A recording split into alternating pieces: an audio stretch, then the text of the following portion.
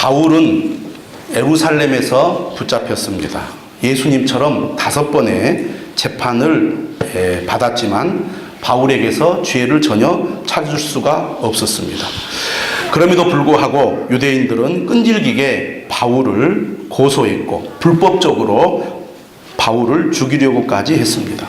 결국 그는 로마의 황제 가이사에게 상소합니다.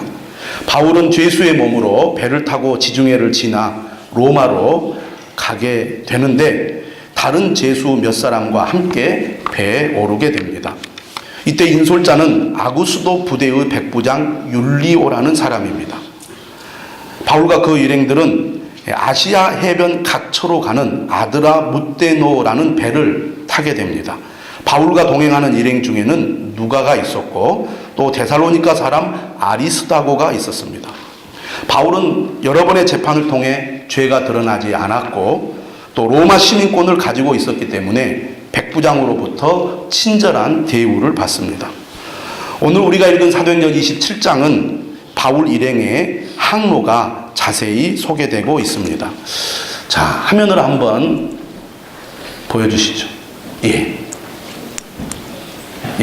지금 여러분이 보고 있는 저 지도가 바울이 가이사라에서 로마로 가는 그 항로입니다. 여기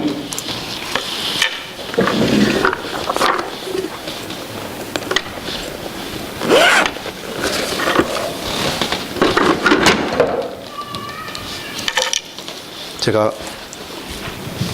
주일 낮에는 처음 지금 지도를 한번 이렇게 여러분들에게 보여드리는데요. 여기가 지금 여러분 잘 알다시피 지중해입니다. 큰 바다죠. 이쪽이 지금 아프리카고요. 여기가 이탈리아입니다. 이게 마게도냐, 아가야죠. 지금의 이제 그리스고 마게도냐, 여러 동유럽 국가들이 있습니다. 여기는 터키에 해당되는 나라죠. 이 전체를 소아시아라고 불렀습니다. 그 가운데 이쪽 소아시아의 서쪽을 아시아라고 하고 위쪽이 갈라디아, 갑바도기아, 비두니아, 밤빌리아, 길리기아가 있죠. 이 길리기아 다소가 사도 바울의 고향입니다. 그리고 사도 바울이 전도 여행을 할 때 파송되었던 교회가 이 수리아에 있는 안디옥입니다. 그쪽에서 쭉 내려오면 팔레스타인이 나오고 이쪽에 예루살렘이 있습니다. 예루살렘에서 가이사랴가 약 100km 정도 떨어져 있었는데 바울이 2년간 이곳에서 투옥되죠. 5번의 재판을 예루살렘과 가이사랴에서 받게 되는데 바울이 상소를 했기 때문에 이 길로 바울이 이제 로마로 가게 됩니다. 로마가 이곳에 있죠. 엄청난 거리고 매우 위험한 바다라고 할 수가 있겠습니다. 바울이 배를 타고 출발한 지역은 바로 가이사라죠. 이 가이사라에서 시돈을 거쳐가지고 여기에서 이렇게 출발하는데 아무래도 이 바다를 한가운데 가로질러서 가는 것은 매우 위험한 길이기 때문에 되도록 해안을 따라서 이렇게 돌아갔습니다. 당시에는 바람을 맞서서 항해할 만한 기술이 없었기 때문에 이렇게 해안을 따라 위험하면 해안으로 이렇게 접안을 하면 되기 때문에 이 길을 통했는데 이 통로를 보면은 여기 중요한 구브로 섬이 있고 구브로 섬을 지나서 이 그레데라는 섬이 있습니다. 아가야 밑에죠. 이 섬을 지나가지고 이곳으로 가야 하는데 바로 이게 이제 난파가 되어가지고 도착했던 멜리데 섬입니다. 멜리데는 지금으로 말하면 몰타라는 그런 나라이고요. 그 위가 바로 유명한 시칠리아 섬입니다. 그래서 이렇게 해서 가게 되는데 이 무라라는 도시에 이르러서 알렉산드리아 배로 옮겨 타게 됩니다. 알렉산드리아가 여기 이쪽 이집트의 유명한 도시입니다. 여기에서 이 알렉산드리아 배가 이쪽으로 올라오는데 위험하니까 이렇게 해서 여기까지 올라오는 거죠. 그래서 여기서 갈아탑니다. 로마까지 가는. 여러분 이 지도를 이제 보시면서 말씀을 들어보시면 되겠습니다.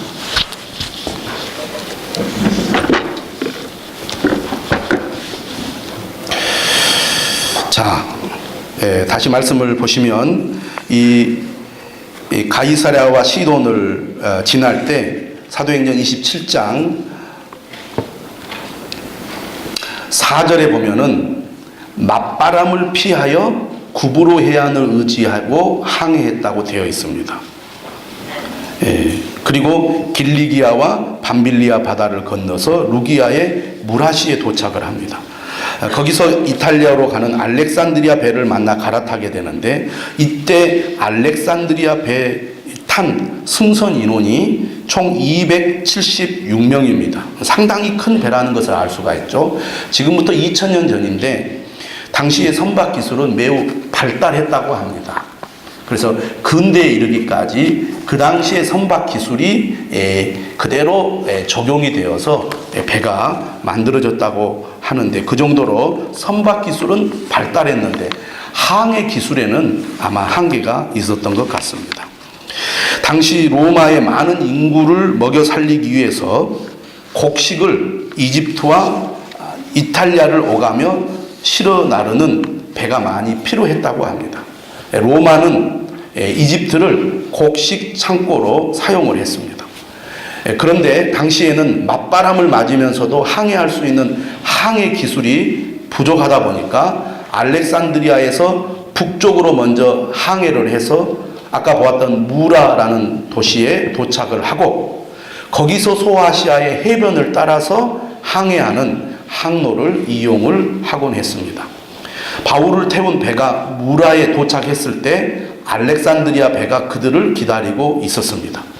그들이 환승에 올라탄 알렉산드리아 배는 강한 북서풍으로 인해서 항해에 많은 어려움을 겪습니다.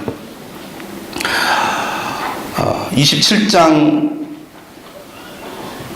7절 말씀을 한번 보시기 바랍니다. 7절, 8절을 한번 같이 읽어볼까요? 자, 시작. 배가 더디가 여러 날 만에 간신히 니도 맞은편에 이르러 풍세가 덜 허락하지 아니하므로 살몬의 앞을 지나 그레데 해안을 바람막이로 항해하여 간신히 그 연안을 지나 미항이라는 곳에 이르니 라세아시에서 가깝더라.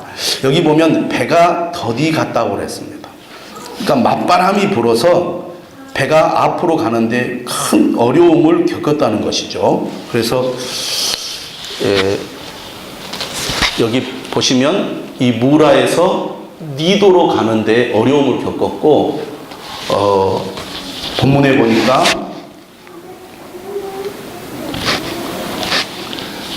살몬의 앞을 지나 그레데 해안을 바람막이로 항해하여 간신히 그 연안을 지났다. 그러니까 이 길을 따라서 살모네를 지나 이 라세아에 있는 미항에 겨우 도착을 한 겁니다. 그러니까 사실 거기까지 가는 것도 매우 힘겨운 항해였다, 이렇게 볼 수가 있습니다. 자, 거기에 9절을 보시면, 이렇게 되어 있습니다. 여러 날이 걸려 금식하는 절기가 이미 지났으므로 항해하기가 위태한지라. 금식하는 절기는 대속죄일을 의미하는데 유대력으로는 7월이지만 태양력으로는 당시 주후 59년이 10월 초였습니다.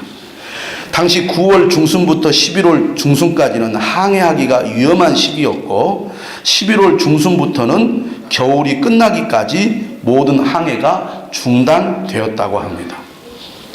여러분, 사도 바울은 3차에 걸친 전도 여행을 통해서 지중해 항해길에 많은 경험을 쌓았습니다. 그는 뱃사람은 아니었지만 뱃사람 못지않는 경험이 있었고 특별히 그는 매우 위험한 상황에 노출되었기 때문에 누구보다도 위험한 상황이 언제 어떻게 발생하는지를 잘 알았습니다. 고린도후서 11장에 뭐라고 되어 있습니까? 3번 파선하고 일주야를 깊은 바다에 지냈으며. 여러분, 아무리 이론이 뛰어나고 지식이 많아도 직접 경험한 사람을 사실은 이기기가 쉽지 않죠. 바울은 이 지중해 바다를 여러 차례 지나면서 지중해의 상황을 잘 알았습니다. 그래서 오늘 우리가 읽은 본문 앞에 9절에 보면 바울이 그 경험을 바탕으로 선장과 선주 그리고 백부장에게 권고를 합니다. 그 내용이 10절에 나와 있습니다. 여러분이여, 내가 보니 이번 항해가 하물과 배만 아니라 우리 생명에도 타격과 많은 손해를 끼치리라, 이렇게 얘기를 했어요. 그런데 11절에 보니까 백부장이 선장과 선주의 말을 바울의 말보다 더 믿더라고 되어 있습니다. 다시 말하면 바울은 더 이상 우리가 항해에서는 큰 위험에 처할 것이니 여기서 항해를 중단해야 합니다 라고 바울은 권고했고, 선장과 선주는 아니요, 항해할 수 있습니다, 충분히 가능합니다, 그렇게 주장했던 것 같습니다. 근데 백부장은 누구의 말을 더 귀담아 들었냐면 선장과 선주의 말을 더 귀담아 들은 겁니다. 왜 그랬을까요? 아무래도 선장과 선주가 전문가잖아요. 바울은 뱃사람이 아니기 때문에 바울이 아무리 자신의 경험을 바탕으로 설득력 있게 이야기한다 할지라도 선장과 선주보다 바울이 전문가가 아니기 때문에 전문가의 말을 더 신뢰했던 것 같습니다. 어떻게 보면 당연하다고 볼 수가 있겠죠. 자, 문제는 선장과 선주입니다.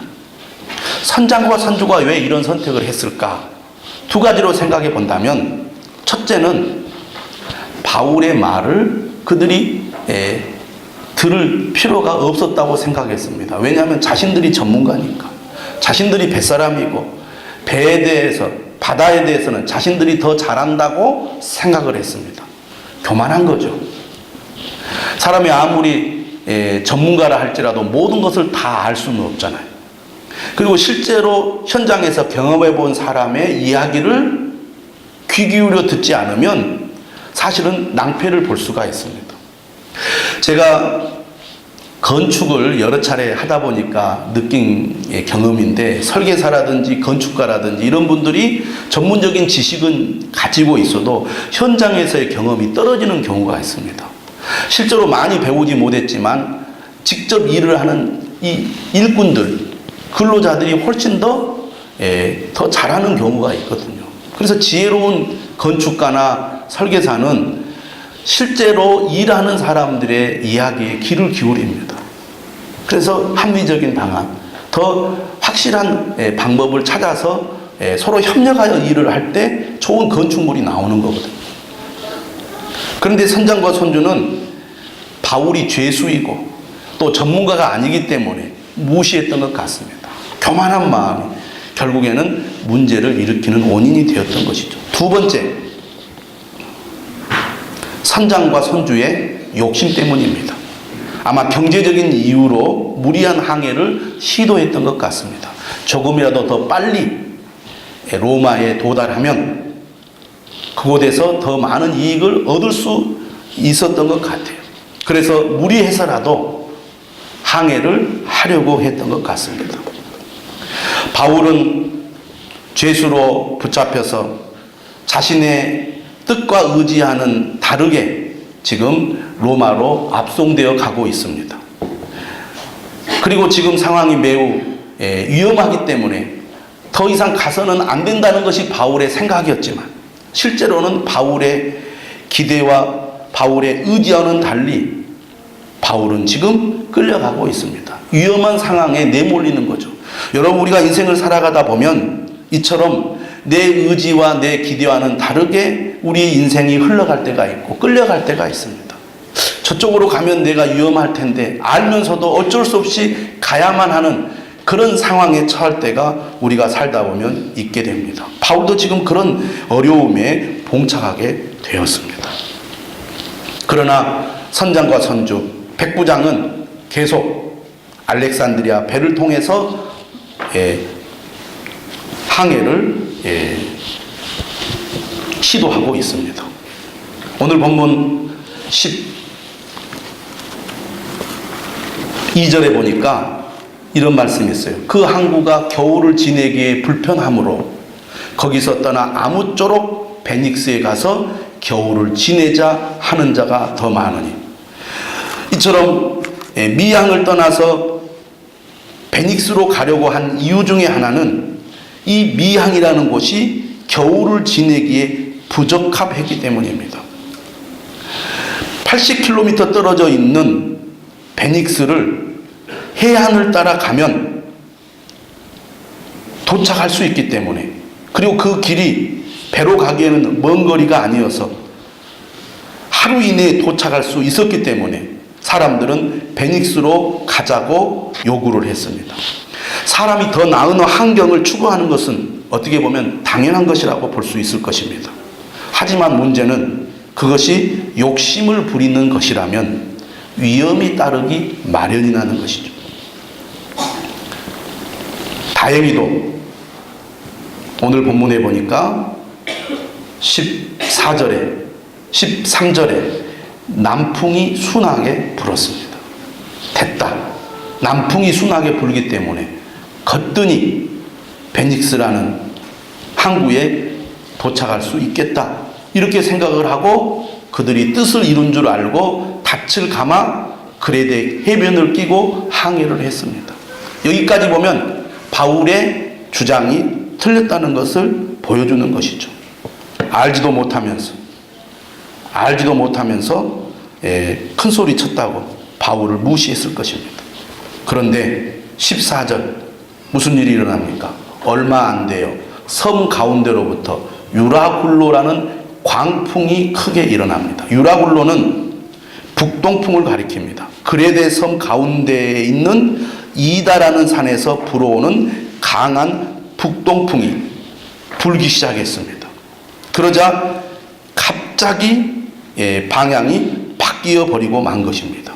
해안을 따라 80km만 가면 안전하게 베닉스라는 항구에 도달할 줄 알았는데 유라굴로라는 북동풍이 강하게 불자 배는 걷잡을 수 없이 원하지 않는 방향으로 밀려가기 시작을 한 겁니다.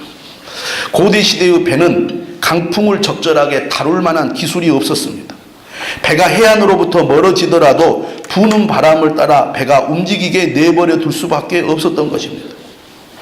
그러다 보니까 배는 그레데 섬에서 약 37km 있는 가우다라는 작은 섬 아래로 지나갑니다.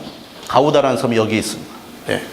그러니까 배가 이렇게 가면서 이리 가야 되는데 이렇게 가우다 섬 밑으로 이렇게 가면서 지중해 한 가운데로 지금 밀려가게 되는 것이죠. 선원들은 거룻배를 갑판 위로 끌어올리고 배가 부서지지 않게 밧줄을 이용하여 선체를 동염했습니다. 광풍이 심할 경우에는 이 거룻배가 다른 큰 배와 충돌한 위험이 있었기 때문입니다. 또한 선원들은 배가 스르디스, 모래톱을 이야기합니다. 모래톱으로 처박힐까 두려워서 바다에 닻을 내렸습니다. 그냥 계속 표류할 수밖에 다른 방도가 없었기 때문입니다. 그러나 선원들의 이 모든 수고와 노력에도 불구하고 배가 계속해서 풍랑에 밀렸습니다. 오늘 본문 8절에 보니까 우리가 풍랑으로 심히 애쓰다가 이튿날 사공들이 짐을 바다에 풀어버리고 19절 사흘째 되는 날에 배와 기구를 그들의 손으로 내버리니라. 여러분, 우리가 제일 두려운 것 중에 하나가 뭡니까? 통제할 수 없는 상황이 발생했을 때 가장 두렵습니다. 여러분, 아무리 위험한 일이 발생했어도 그것을 우리가 예측할 수 있고 우리의 힘으로 그것을 통제할 수 있을 때는 두렵지 않습니다. 오히려 그러한 그 위험을 즐길 수 있겠죠. 사람은 어떠한 위험이라도 그것을 통제할 수 있을 때는 즐길 수가 있습니다. 문제는 그 위험이, 그 위기가 통제할 수 없는 상황에 처할 때입니다. 여러분 다 운전을 해본 경험이 있기 때문에 그런 비슷한 경험들을 해보셨을 것입니다. 운전을 하는데 운전대를 내가 통제할 수 없을 때, 다시 말하면 브레이크가 잘 작동이 되지 않아서 내가 스스로 그것을 조절할 수 없을 때 가장 두려움을 느낍니다. 그러므로 우리는 살아가면서 내 삶에 일어나는 여러 가지 문제에 대해서 내가 그것을 잘 조절할 수 있는가를 점검합니다. 통제할 수 있는가를 늘 파악을 하는 거죠. 그래서 위험한 상황으로 가고 있다 할지라도 내가 어느 시점에서 이것을 멈출 수 있고 방향을 바꿀 수 있다라고 생각을 하면 두려움을 느끼지 않고 우리가 계속 진행해 나가는 거죠. 그런데 문제는 내 힘으로, 내 능력으로 그것을 컨트롤할 수 없다라고 생각하면 두려움을 느끼게 되는 것입니다. 여러분, 바다가 얼마나 무섭습니까? 지금도 큰 풍랑이 불고 태풍이 일어나서 바다가 심하게 흔들리면 두려움을 느끼게 됩니다. 현재에도 많은 선원들이 배가 파손되고 침몰해서 죽는 사고가 일어나지 않습니까? 아무리 경험이 많다 할지라도 이런 극한 상황은 사람들을 공포에 몰아넣고 결국은 그들의 목숨을 뺏어갑니다. 사도 바울과 그리고 함께 탄 이 알렉산드리아 배 276명의 사람들은 통제할 수 없는 상황에서 성난 바다 앞에 걷잡을 수 없는 두려움에 빠졌습니다. 오늘 본문에 보니까 20절에 이렇게 되어 있습니다. 여러 날 동안 해도 별도 보이지 아니하고 큰 풍랑이 그대로 있음에 구원의 여망마저 없어졌더라. 계속 표류할 수밖에 없는 그런 상황 속에서 선원들은 할 수 있는 모든 수고와 노력을 다 하지만 배가 계속 풍랑에 밀릴 뿐 아니라 큰 풍랑에 의해서 배 안에 물이 들어오게 됩니다. 그래서 배가 점점 무거워져서 침몰을 할 수밖에 없는 상황에서 그들은 하는 수 없이 배에 실은 화물을 바다에 내버리게 됩니다. 배를 가볍게 하기 위해서. 욕심 때문에 그들은 무리한 항해를 했지만 오히려 욕심 때문에 더 많은 것을 잃어버리는 그런 상황에 처하게 된 것입니다. 곡식의 일부도 내버릴 수밖에 없었을 것입니다. 이렇게 그들이 풍랑에 의해서 밀리고 밀린 상황에서 배의 장비까지도 바다에 내던졌지만 점점 더 그들은 위험한 상황에 처하게 되고 전혀 짐작하지 못한 상황까지 이르게 되었을 때 그들은 결국 절망하고 맙니다. 왜냐하면 어디로 가야 할지, 자신들이 어디쯤에 있는지 그들은 알 수 없었기 때문입니다. 앞이 보이지 않을 때, 모든 희망이 사라질 때 그들은 절망할 수밖에 없었을 것입니다. 그런데 오늘 본문은 이 이후의 사건에 대해서 기록을 하고 있습니다. 이렇게 똑같이 이 풍랑에 의해서 죽음의 문턱까지 왔을 때 사람들은 살아보려고 온갖 노력을 하고 애를 썼지만 결국에는 절망적인 상황에 처해서 낙심하고 있을 때 바울은 이때 무엇을 하고 있었느냐? 20절 이하에서 바울이 무엇을 했는지를 잘 보여주고 있습니다. 20절에 보니까 21절에 보니까 여러 사람이 오래 먹지 못하였습니다. 아무래도 27절에 보니까 열 나흘째 되는 날 밤이라는 말씀이 나옵니다. 그러니까 14일 동안 먹지도 못하고 그들은 완전히 지쳐있는 상태에서 절망할 수밖에 없었습니다. 바울은 이때 뭘 했느냐? 오늘 본문 21절 이하의 말씀을 우리가 한번 보도록 하겠습니다. 21절에 바울이 이렇게 말합니다. 여러분이여 내 말을 듣고 그레데에서 떠나지 아니하여 이 타격과 손상을 면하였더라면 좋을 뻔하였느니라. 무슨 얘기입니까? 바울은 자신의 견해가 옳았다는 것을 주장하는 겁니다. 여러분, 내가 전문가가 아니라고 내 말을 듣지 않고 무리한 항해를 했기 때문에 이런 위기에 처한 것입니다. 내 말이 옳지 않았습니까? 여러분이 내 말을 들었다면 이런 어려움에 처하지 않았을 것입니다. 라고 주장하는 것이죠.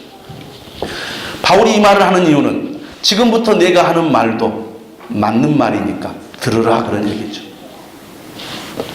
내 말을 신뢰해달라, 내 말을 믿어달라, 그 얘기를 하고 있는 겁니다. 그러면서 바울이 뭐라고 말하느냐면 내가 너희를 권하노니 이제는 안심하라. 너희 중 아무도 생명에는 아무런 손상이 없겠고 오직 배뿐이리라. 여러분 걱정하지 마십시오. 아무도 죽지 않을 것입니다. 단순히 배만 망가지고 말 겁니다. 바울이 이렇게 확신을 가지고 지금 절망 가운데 있는 사람들에게 희망의 말을 하고 있습니다. 그들을 위로하는 말을 하고 있습니다. 지금 여러분은 우리는 죽을 것이다 생각하고 있을지 모르지만 절대로 우리가 죽지 않습니다. 다 살게 될 것입니다. 걱정하지 마십시오. 라고 자신 있게 얘기합니다. 그런 자신감이 어디에서 나왔을까요? 바울은 하나님께서 그에게 말씀하셨고 그 말씀을 바울은 굳게 믿었기 때문에 확신을 가지고 사람들에게 안심시키는 말을 했던 겁니다. 23절에 이렇게 되어 있죠. 내가 속한 바 곧 내가 섬기는 하나님의 사자가 어젯밤에 내 곁에 서서 말하되 바울아 두려워하지 말라. 네가 가이사 앞에 서야 하겠고 또 하나님께서 너와 함께 항해하는 자를 다 내게 주셨다. 너는 반드시 가이사 황제를 만나야 하고 그러기 때문에 여기 있는 276명의 사람들 내가 너에게 맡기겠다. 그들의 생명을 내가 보호하겠다. 너 때문에 276명의 사람들도 살게 될 것이다 라고 말을 하고 있는 겁니다. 그러면서 바울이 뭐라고 말합니까? 25절 그러므로 여러분이여 안심하라. 나는 내게 말씀하신 그대로 되리라고 하나님을 믿노라. 따라서 합시다. 나는 내게 말씀하신 그대로 되리라고 하나님을 믿노라. 네. 바울에게는 믿음이 있었습니다. 바울이 이런 확신을 가진 것은 그냥 근거 없는 확신이 아닙니다. 바울은 수차례 파선의 경험이 있었고 그리고 죽음의 위기를 경험했습니다. 그때마다 바울은 하나님께서 자신을 도와주셨던 것을 기억하고 있습니다. 바울은 하나님의 인도하심을 따라 하나님의 말씀을 따라 살아왔습니다. 그리고 그 가운데 철저히 하나님을 의지했습니다. 하나님은 그때마다 바울을 도와주시고 바울을 보호해 주셨습니다.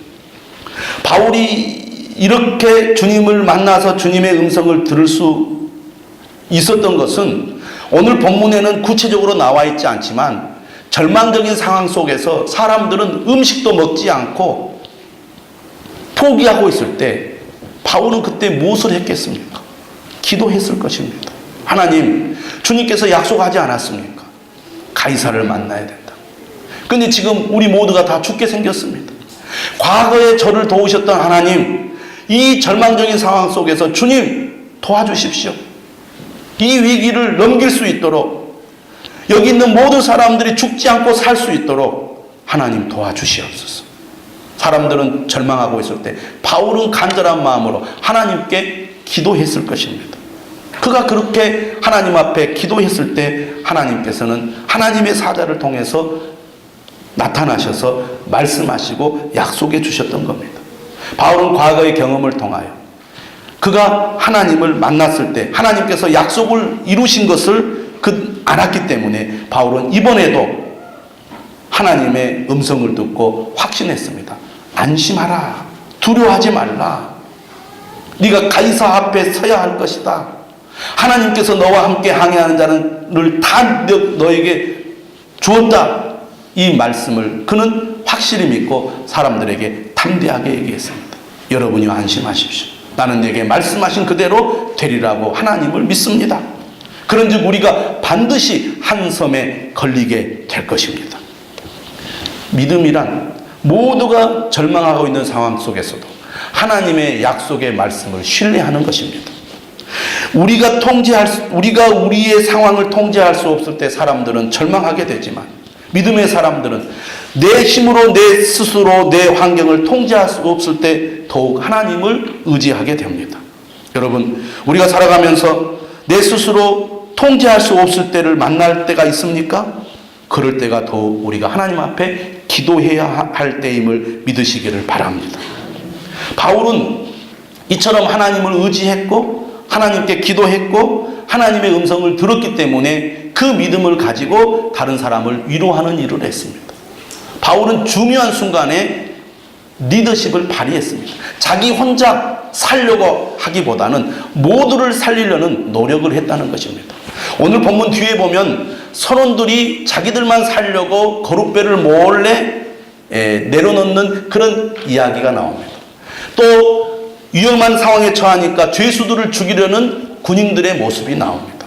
사람들은 위기에 처하면 자기만 살려고 합니다. 그러나 바울은 믿음의 사람으로서 모두를 살릴 방도를 생각하고 리더십을 발휘하여 결국 모두가 살아나게 되는 것을 보게 됩니다. 믿음의 사람은 어떤 사람입니까? 절망적인 상황 속에서도 포기하지 않고 하나님을 바라보는 사람입니다. 약속의 말씀을 붙들고 믿음으로 확신하는 사람입니다. 그리고 나 혼자만 살겠다고 행동하기보다는 모두를 살리려는 노력을 하는 사람이 믿음의 사람입니다. 더 나아가서 사람들을 위로함으로써 절망에 빠지지 않고 절망에서 일어나도록 도와주는 그런 일을 하는 사람이 믿음의 사람입니다. 바울은 통제할 수 없는 위기의 상황에서 하나님께 기도했습니다. 하나님의 약속의 말씀을 붙들었습니다. 그리고 그는 담대하게 모두를 살릴 수 있는 일에 적극적으로 개입하고 나섭니다. 사람들을 위로하여 포기하지 않도록 도와주는 일을 합니다. 결국 모두가 살아나게 되는 것이죠. 우리도 바울처럼 이런 믿음을 가져야 될 줄로 믿습니다. 절망적인 상황, 통제할 수 없는 상황, 극도로 공포스러운 상황 속에서도 하나님을 바라보는 믿음을 우리가 가져야 되지 않겠습니까? 믿지 않는 사람과 똑같이 절망하고 좌절하기보다는 하나님의 약속의 말씀을 굳게 믿고 믿음으로 나아가는 그런 믿음의 사람이 되어야 되지 않겠습니까? 그런 사람만이 리더십을 발휘할 수 있습니다. 함께 나아갈 수 있습니다. 다른 사람을 위로할 수 있는 것입니다. 그런 은혜가, 그런 믿음이 저와 여러분들에게 있기를 주님의 이름으로 축원합니다.